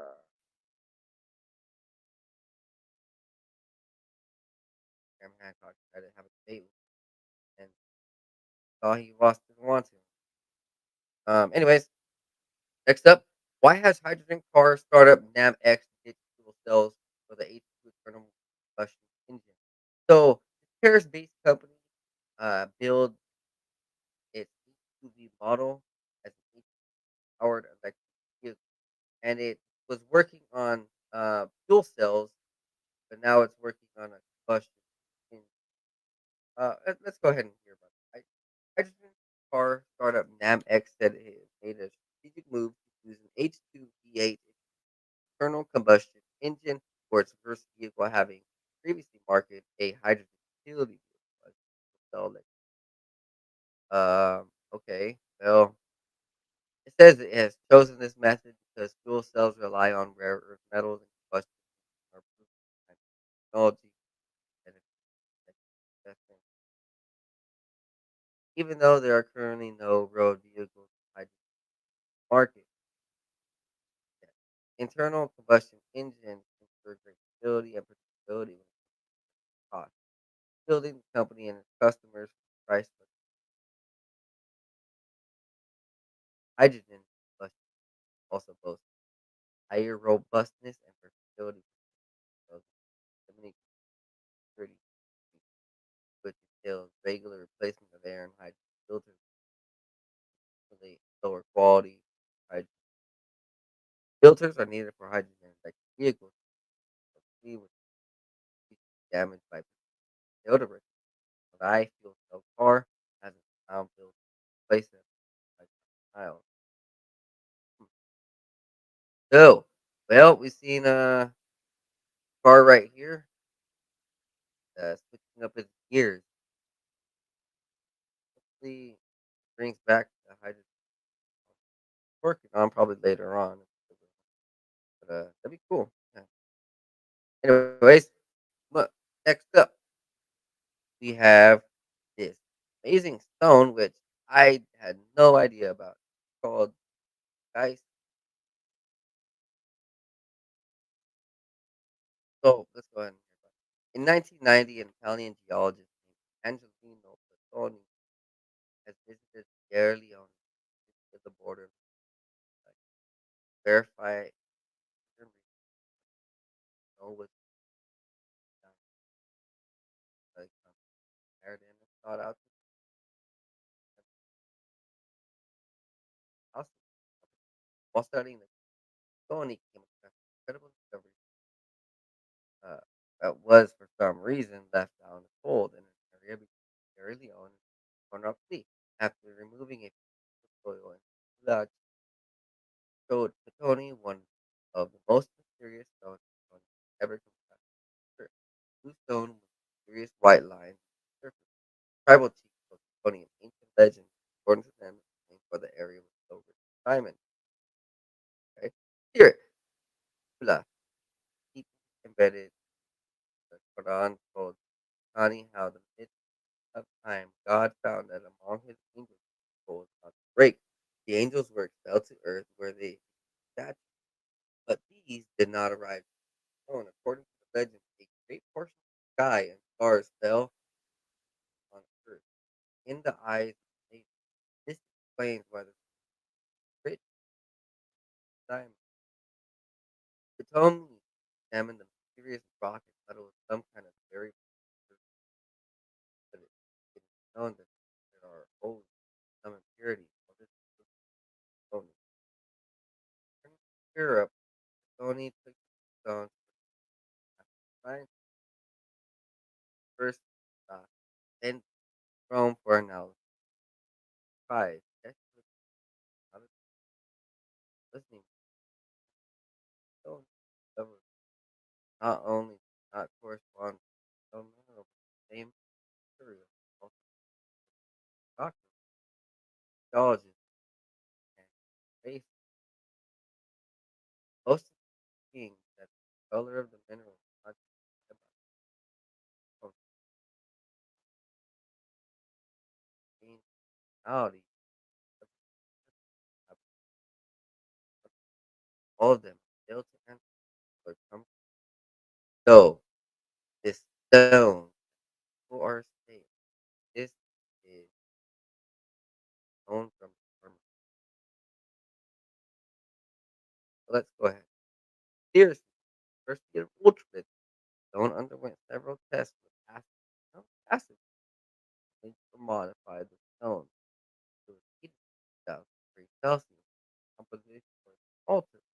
Most interesting part is that when small piece of stone was pulverized in a microscope, it had no color. So far, the only thing researchers know is that it has not been has not from Earth.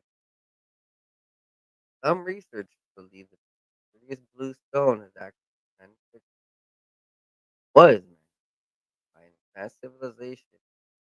History know that there are numerous signs across the planet that cannot be explained as mysterious blue stone is one of them. One of the analysis of the sky stone was the fragment of the stone was in the composition of the stone According to an analysis, 77.70%. 77.17% of the stone was made of oxygen.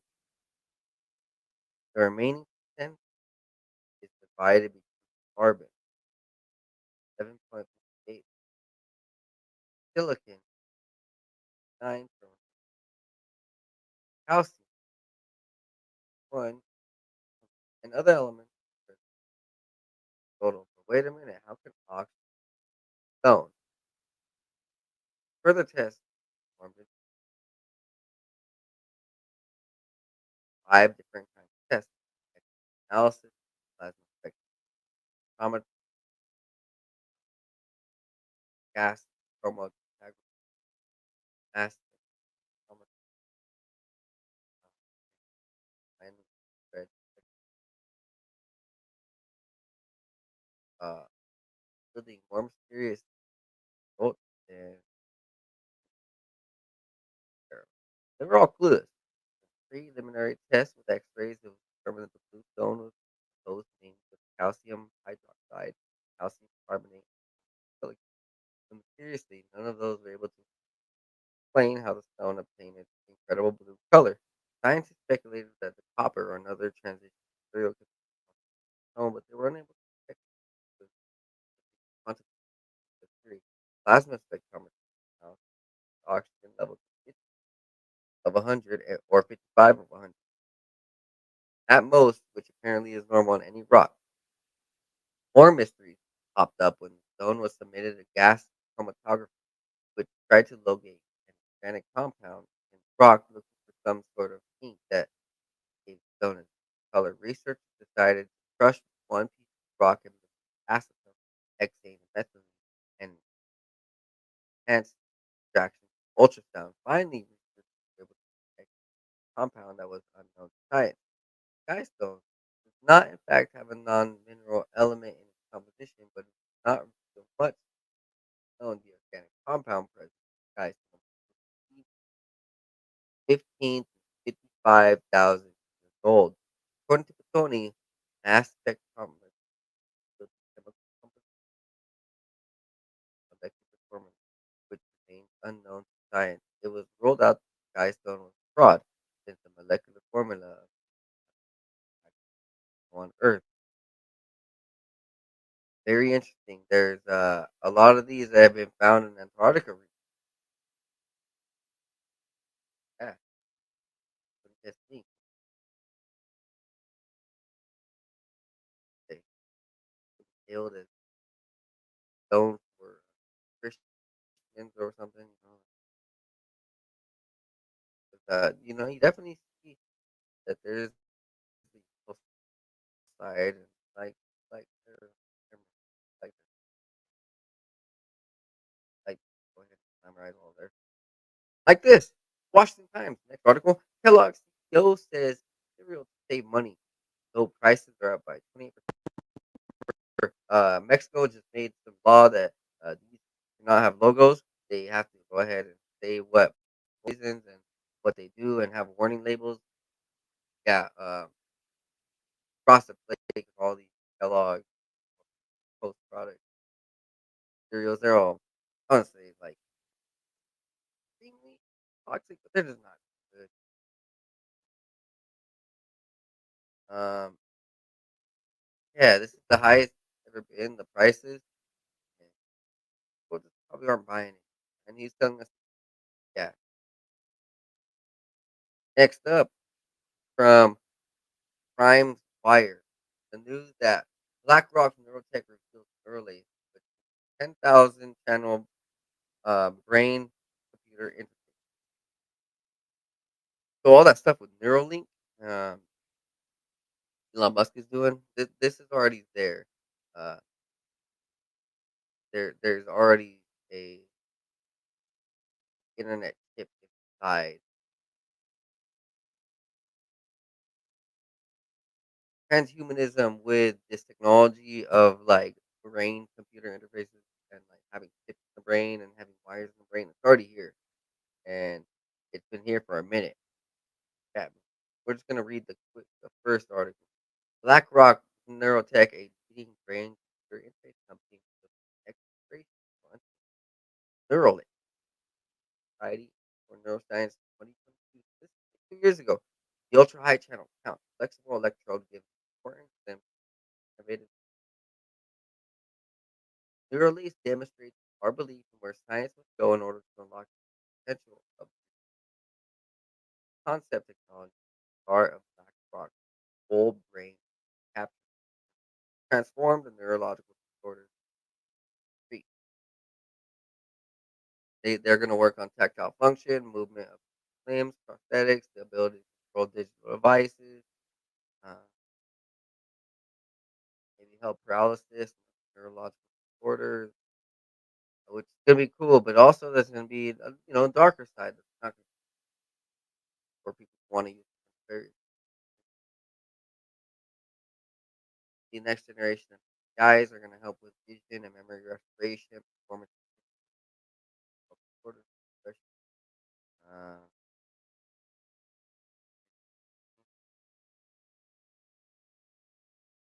have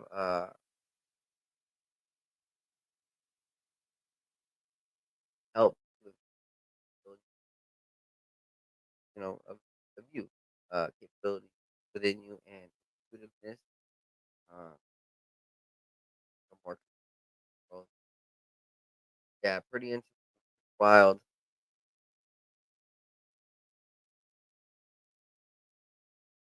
So let's go ahead and move forward. And then that whole brain chip stuff is going to be from the Guardian. Concern for orcas trapped in drift ice off the Hokkaido coast in Japan. So, orcas and a lot of sea creatures out there, like, they're just things are getting funky. Sometimes this happens, right? But also that the world is changing drastically and quickly, and it's being forced to change unnaturally. So, chemicals or the climate change, supposedly they're creating their real warfare device. I need to have on Jim Lee talking about that. So there's whales that are stuck in the ice. Boom. They're here. Trying to fight for life. But very interesting that they're just like reporting. Oh, they probably did. This is probably just the first example, which is wild, man. We want to make mammals, life, air, aerial, birds, you know, all of it. It's not just us, but them too. It's like the world would be boring if we go outside or whatever and there's no animals. I would kind of like be a little weirded out after I seen animals for so long. I'll be a little tripped out. It would not be fun. Next up, there's UFOs seen in Phoenix, Arizona. Right here, Triangle Formation. Pretty fascinating. You can go ahead and find a lot of these links over in the Discord. Follow the Discord. Follow the Discord. Yeah, for the link. I believe there is a link in the link. Find them. Most of my channel description. Most of my videos descriptions. All of my links. Not sure. Anyways, here's this UFO, Arizona. We see them in Arizona. Wow. Here's another video from Twitter. So, Israel is the number one exporter, or Israel's number one export is diamonds, and they don't even have any mines. But they just treat these guys like, oh my.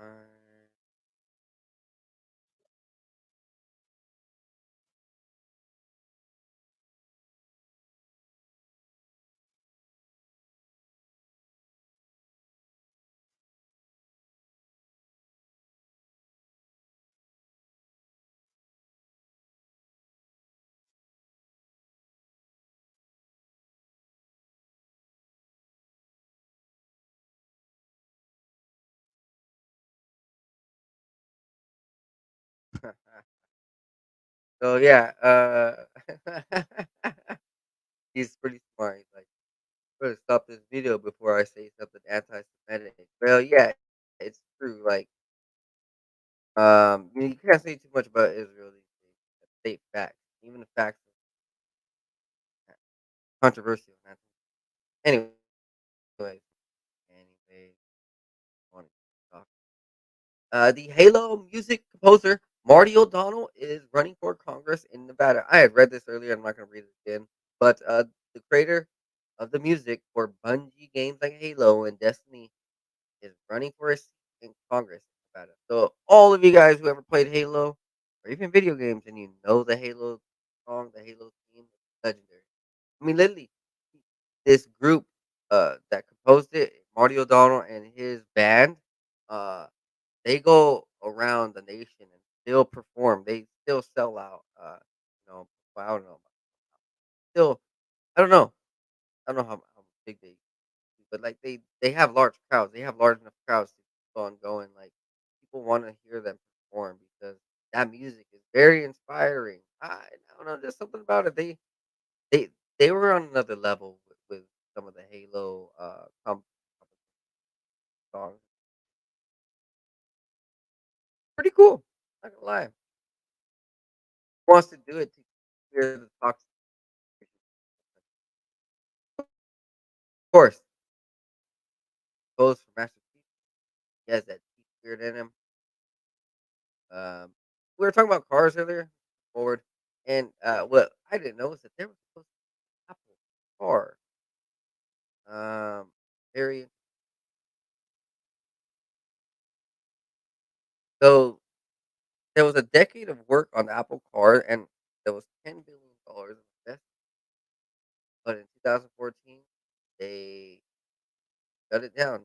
They didn't release it. It was supposed to be a self-driving hype cycle with an electric car. Um, Fascinating. So it's probably gonna have Siri, probably all this AI. Yeah, pretty fascinating. Pretty.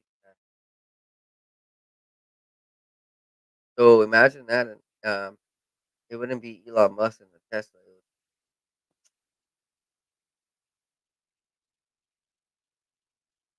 be straight over Apple.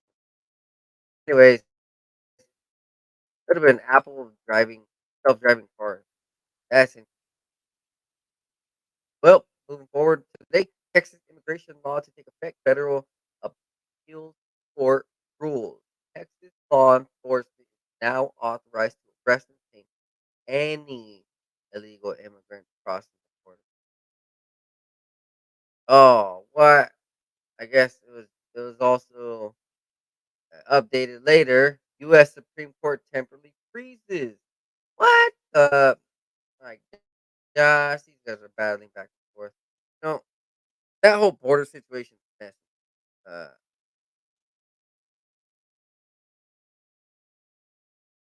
well, here's next up from Jeff Berwick and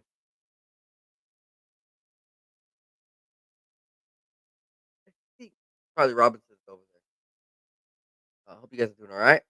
First for all these people. This is uh Acapulco, Mexico. So there's fires. A couple months ago, there was a Category 5 hurricane that came overnight. So there was no warning, no signs. Now,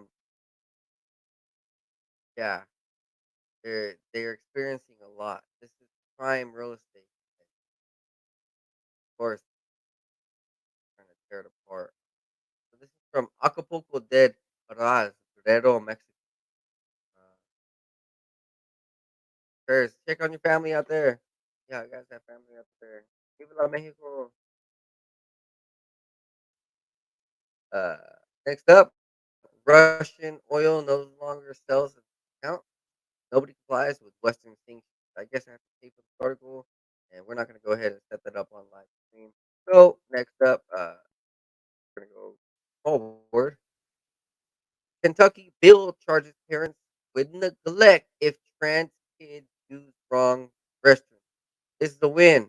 Uh, Parents are gonna go to jail if you tell your kid to go to the wrong restroom, or if you don't tell your kid to go to. Yes, yes, this is being enforced. So if there's any uh conversation that you don't have, it's gonna get you in trouble. You like pretty much they're like forcing these parents to talk to their kids and like not just yeah, this is a funny topic, right? I don't want to seem like I'm a hater. It's just like there are certain rights that should be protected, like the health and security and safety of our youth or of our society in general. Yeah, like that shouldn't be a question. Anyway, before I seem like you know, boom for it. Dude, like this hold more movies than you see in a lifetime. So, uh, a new DVD that was created in China can hold more than 220,000 regular discs. So, yeah, it's a lot. Current DVDs only have a storage capacity of 4.5 gigs. Uh, and this can hold 220,000 more times. I don't even know how many gigs it is. They say it's a nanobyte or some crazy. I don't even know. It's some new technology. Pretty much, these guys made a disk that you can like burn all your data. Oh, a petabyte. Yeah, whatever. You're never even gonna like fill that up, but it's cool. I'll be real. Have to have this type of space be this handy. It's showing that like soon we're gonna have chips and things in our computers, our phones, everything. Big data storage, and it's gonna be like pretty fairly everywhere.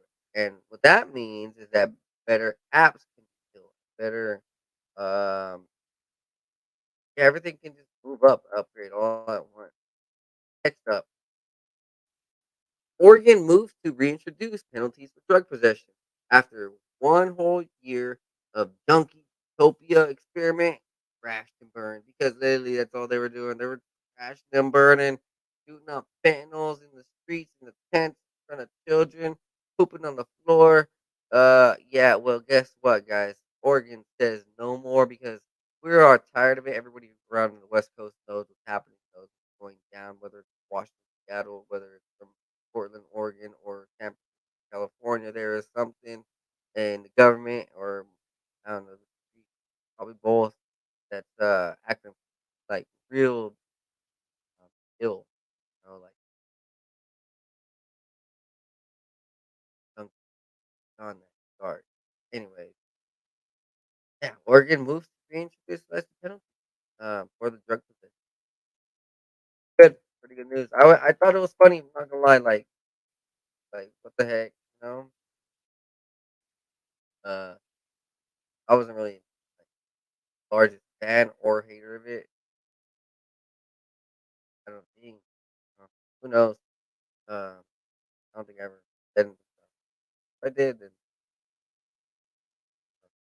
next up, so look at this. So this is Deer Creek High School, where it's an assembly of them kissing and sucking on toes for a museum to help raise money for their annual philanthropy.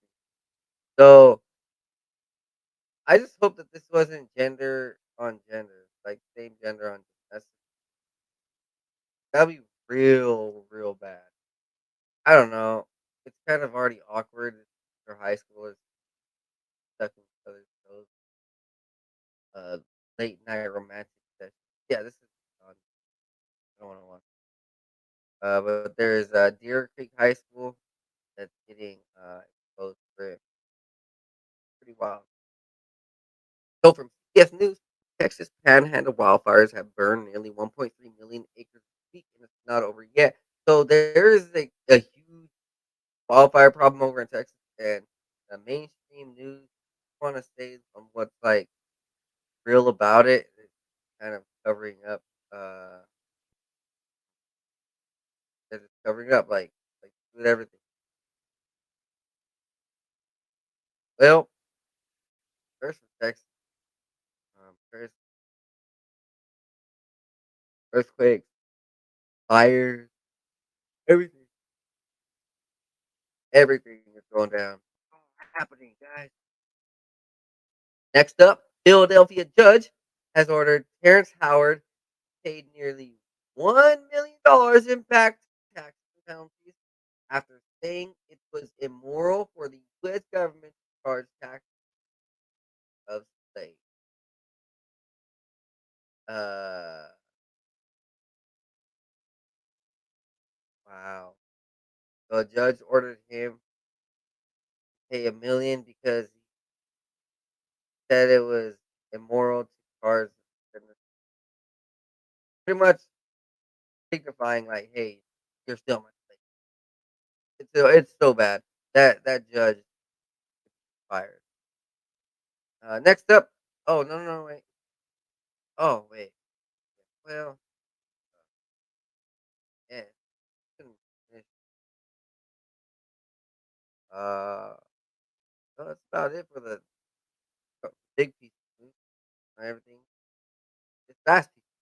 It's cool little moment that a orca kills a great white shark after swimming. Nice. Happy.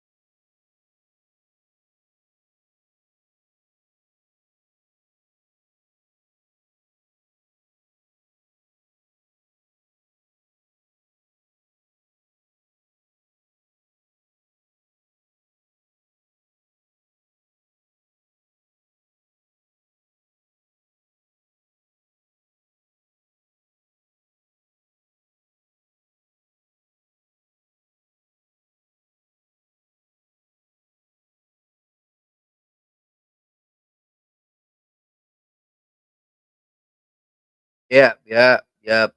Uh, oh man, I hope you guys enjoyed this conversation.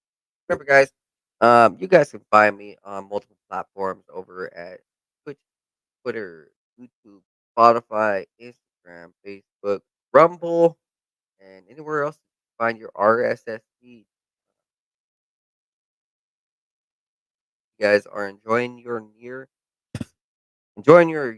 and you guys need remember to contact me for any fitness trainer needs. You guys can also drop down below. There are links for donations. I am looking for donations for my eye surgery. That's also Cash App down below. There are multiple sponsors and multiple links. I had just picked up two new affiliates. One is Okazi Clothing, a workout brand, and if you guys need wrist straps, full short full shirt based on Demon Slayer, then you go ahead and check out Okazi Clothing. Use coupon code 509 Divine Pines. Yes, Okazi Clothing. Okazi. Okaze. Japanese. So go ahead, check them out and be demon slaying and some cool gear, cool wrist strap.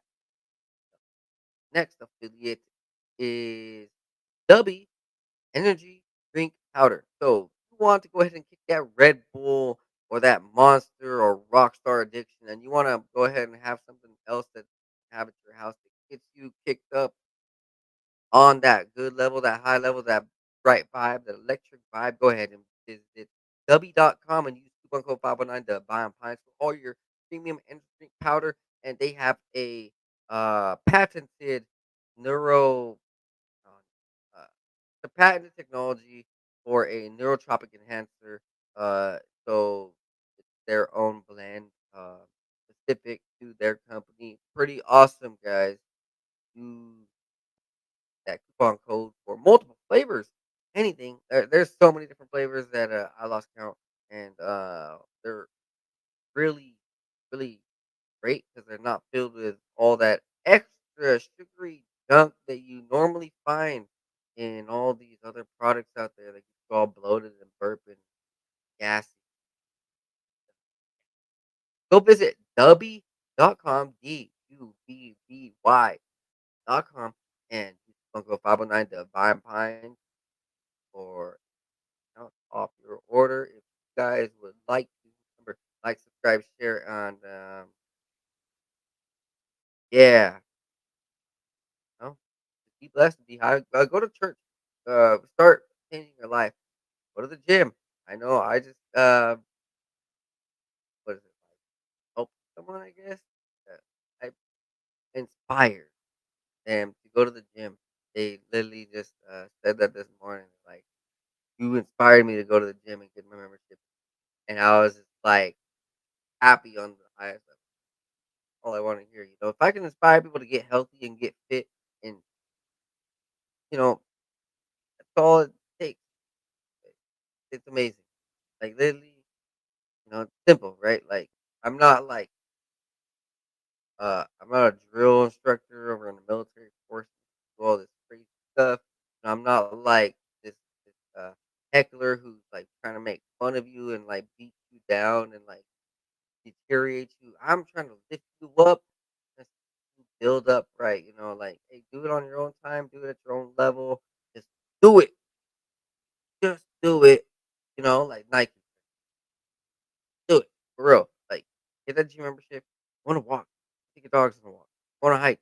Take your dogs on a hike. We'll let your dogs take you on a hike. If your dogs are that fast, go to the gym, go swimming, do anything, go garden. Gardening, man, that'll make you sweat if you're really gardening. Don't just like flowers, smell 'em all day. No, like really get in the soil, get down and dirty, get active, guys. Get your life going again because there's no one else who is going to want to see you glow more than you want to see yourself glow. And with God, there will be no one against you. Uh, let's go ahead and do something that I do every now and then, which is read the book of Enoch. So go ahead and go on with book of Enoch. I believe I'm on chapter 7. We are about to go right now. Um, yes. So continuing forward. Uh, right, right, right.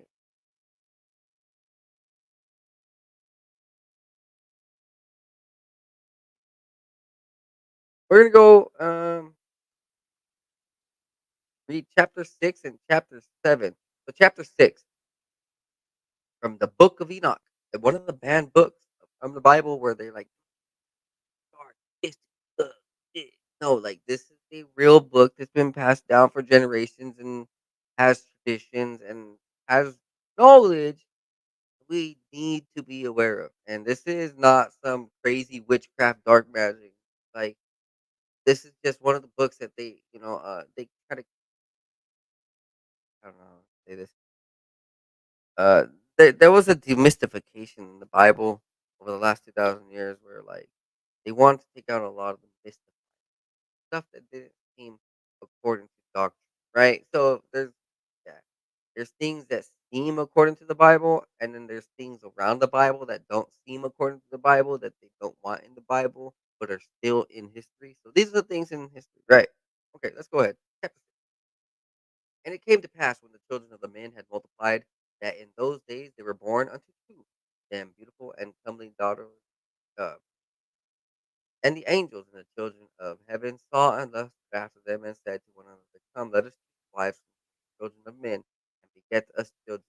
And Semjaza, who was their leader, and said unto them, I fear ye will not succeed in grief, but thee and I alone will have to take great sin. They all answered, let us swear an oath, bind ourselves by mutual imprecation, not to abandon this plan, but they swear altogether and bound themselves by mutual imprecation upon it. They were all 200 who descended in the day buried on the summit of Mount Hermon, and they called it Mount Hermon, because they had sworn and bound themselves by mutual imprecation upon it.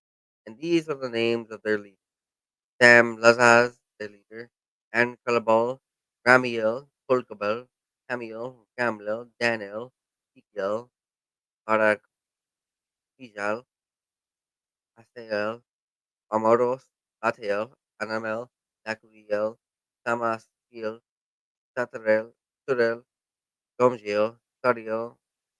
These are the chief 10. Chapter 7.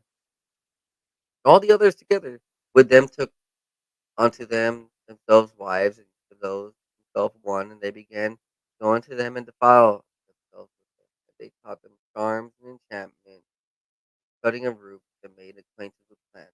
They became pregnant.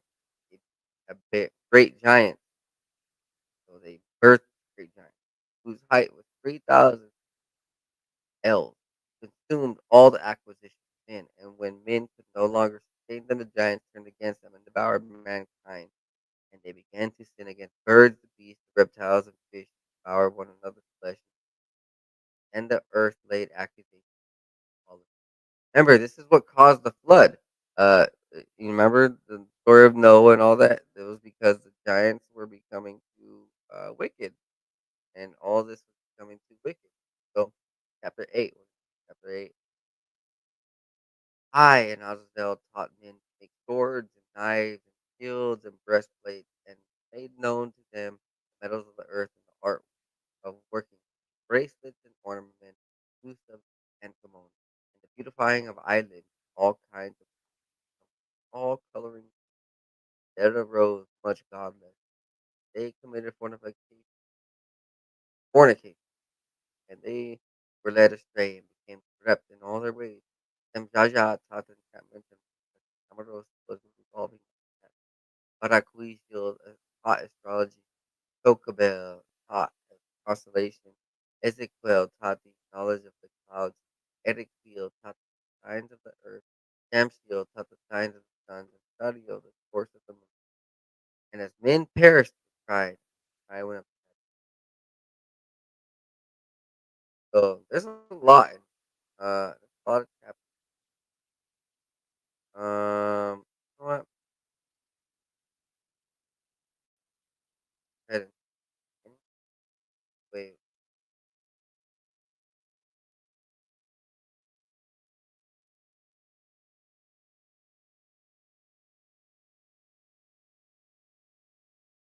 Oh, so this is over and over and over again.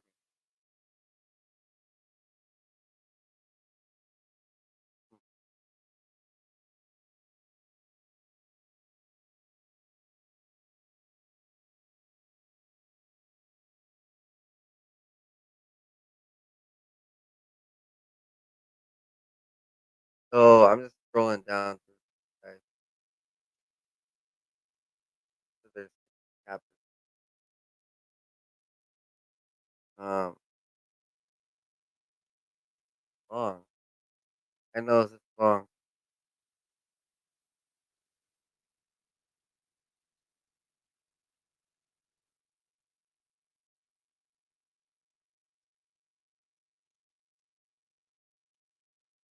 Okay, well, we're gonna go ahead and continue with this.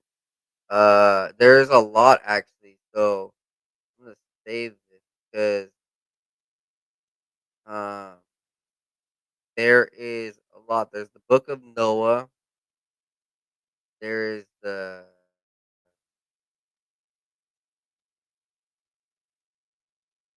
Book of Luminaries,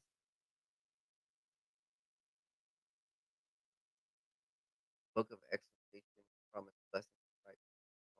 Out of it. Oh, all right, yeah, cool. There's a lot of different books that have been taken out the Bible. People want to share that they found because look, like a lot of the times these are found like in old places by archaeology and they're uncovered, dusted off, translated, and they match with the Bible. And it's just not what church congregations want for the mainstream Bible. I mean, this stuff is true. It's out there. It just doesn't fit with the message of like there's war in here. They don't want all that extra war talk. So if you want to like hear more, definitely stay tuned and also do research on these things because the more that you understand, the more that you can help. You know,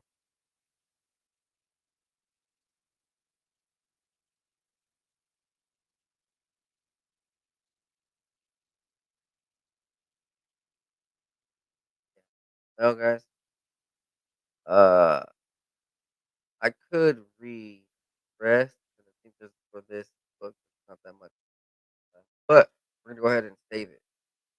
So I will be back on chapter 9, where it talks about the archangels Michael, Uriel, Raphael, and no, I will read it. You know what? Let's do it. Chapter 9. Then Michael, Uriel, Raphael, and Gabriel looked down from heaven, saw much blood being shed upon the earth, and all lawlessness brought upon it. They said to one another, the earth made without inhabitant cries, the voice of their crying goes up to the gates of heaven. Now to you, the holy ones of heaven, the souls of men make their suit. They bring our cause for the Most High. Said to the Lord of the ages, Lord of lords, God of gods, King of kings, the gods of the ages, the throne of thy glory, to all the generations of all the ages. Thy name holy and the glorious and blessed unto all the ages. Thou hast made all the things, and the power over all the things hast thou. All things are naked and open in thy sight, and thou seest all things, and nothing can hide itself from thee. Thou seest what Azazel had done, who hath taught all unrighteousness on earth, and revealed the eternal secrets, which were preserved in heaven, which 7 men were striving to learn, and Samjazah, to whom thou hast given the authority to bear rule over his associates, and they have gone to the daughters of men upon the earth, and they have slept with the 9 women, and they have defiled themselves, and revealed to them all kinds of sin. The women have 10 home giants, and the whole earth has thereby been filled with blood and unrighteousness. And now, behold, the souls of these who have died are crying and making their suit to the gates of heaven, and their lamentations have ascended, and cannot cease because of the lawless deeds which are wrought on earth. And thou knowest all things before they come to pass, and thou seest these things, and thou dost suffer them, and thou dost not say to us what we are to do to them in regard to thee. So if you heard me say numbers, skip the numbers, guys. Forget the numbers. Um, I actually read numbers in when I was supposed to be first. Well, guys, that was an amazing. You guys have a great night. And, be blessed. Literally, literally, literally. Like, that's the least you can do, right? You guys have a good